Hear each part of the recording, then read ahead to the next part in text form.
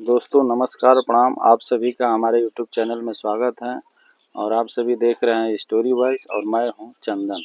दोस्तों आज बात करेंगे कि भगवान राम के मंदिर का जो करोड़ों भक्तों की श्रद्धा से जुड़ा हुआ है। दोस्तों मर्यादा पुरुषोत्तम भगवान श्री राम की मंदिर की दोस्तों 500 साल मुकदमा लड़ने के बाद आज भगवान राम की मंदिर बनकर खड़ी हो चुकी है।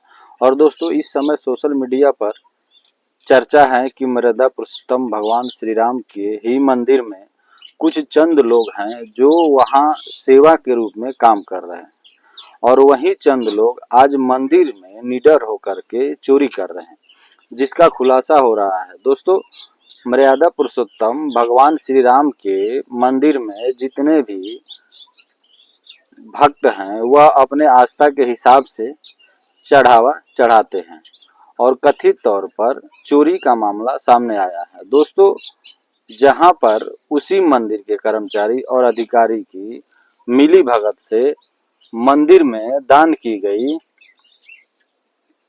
राशि का हेराफेरी करने का आरोप लगे हैं।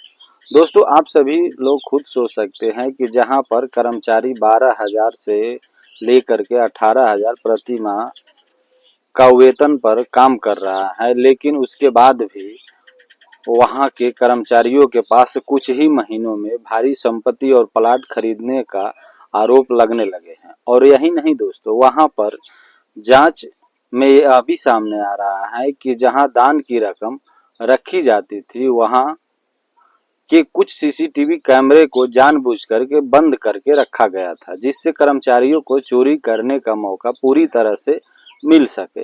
अब दोस्तों बात करते हैं कि दोस्तों मंदिर की गुप्त प्रक्रिया की जो मंदिर के दान और चढ़ाने वाले जैसे नगद सोना चांदी को गिनने की प्रक्रिया पर सवाल उठ रहे हैं और आरोप यह भी है कि कुछ जिम्मेदार वहां के पदाधिकारी के मिली भगत होने के कारण ही इस तरह का बड़ा घोटाला हो रहा है।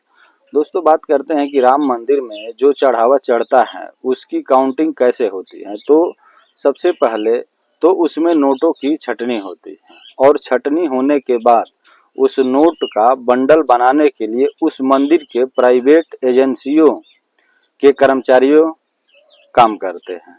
और दूसरी बात ट्रस्ट कर्मचारी की है तो दोस्तों ट्रस्ट कर्मचारी में भी प्राइवेट कर्मचारियों की निगरानी पूरी तरह से रहता है। और उसके बाद बात करते हैं कि एसबीआई और टीसीएस कर्मचारी। तो दोस्तों जो एसबीआई और टीसीएस के जो कर्मचारी हैं वो हम मंदिर के चढ़ावा को लाकर में रखने से लेकर के सुबह बैंक तक पहुंचाने का काम करते हैं। दोस्तों यह प्रक्रिया भगवान राम के मंदिर के हैं। अब दोस्तों बात करते हैं कि हर चीज जब सिस्टम से था तो राम मंदिर में चढ़ावा चढ़ाने की काउंटिंग में कैसे गड़बड़ी हो गई। तो चलिए आपको बताते हैं क्यों और कैसे गड़बड़ी होती है। दोस्तों जब मंदिर के चढ़ावे के जो पैसे का बंडल बनता था तो उसमें जैसे 500 की नोट की बंडल बनाना है तो 100 नोट होना चाहिए, लेकिन उस बंडल में ज्यादा नोट डाल करके बंडल बना दी जाती थी और उसके बाद चढ़ावे की रकम को कम गिनती की जाती थी और वह पैसा जब लाकर में रखा जाता था उस समय जो बंडल में नोट बढ़ा दी गई थी वह निकाल लिए जाते थे। इस प्रक्रिया से भगवान राम के मंदिर में चोरी की जाती थी। अब दोस्तों बात करते हैं कि कौन है रमाशंकर और टिन्नू यादव, सॉरी रमाशंकर और टिन्नू यादव। तो दोस्तों कुछ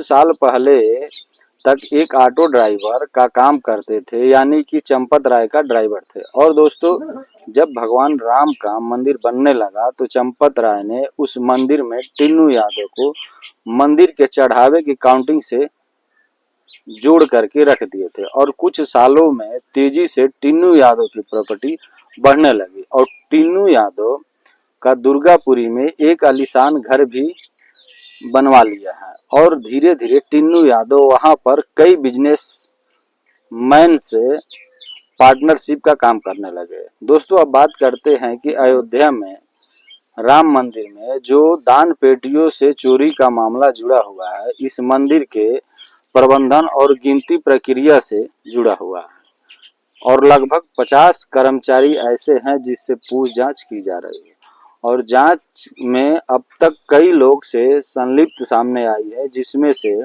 कुछ कर्मचारी के घरों में लाखों रुपए नकद बरामद हुए हैं। दोस्तों, वैसे तो आम आदमी पार्टी के नेता कथित तौर पर 200 करोड़ के गबन का दावा कर रहे हैं, लेकिन यह तो जांच होने के बाद ही पता चलेगा। दोस्तों, मंदिर में दान पत्र से पैसे निकालने और उनकी गिनती और प्रबंधन में शामिल 50 के करीब कर्मचारी पूरी तरह से जांच के दायरे में हैं और यही नहीं, ट्रस्ट के कुछ कर्मचारी के घरों में भारी मात्रा में कैश भी बरामद हुआ है, जिसकी मासिक आय काफी कम होने के बावजूद उनके हाल में ही करोड़ों रुपए की संपत्ति बनाई गई है। दोस्तों, अगर आप सभी को हमारी वीडियो अच्छी लगी है तो आप लोग हमारे चैनल को जरूर सब्सक्राइब कीजिएगा और दबा के शेयर कीजिएगा। नमस्कार, प्रणाम। आप सभी जय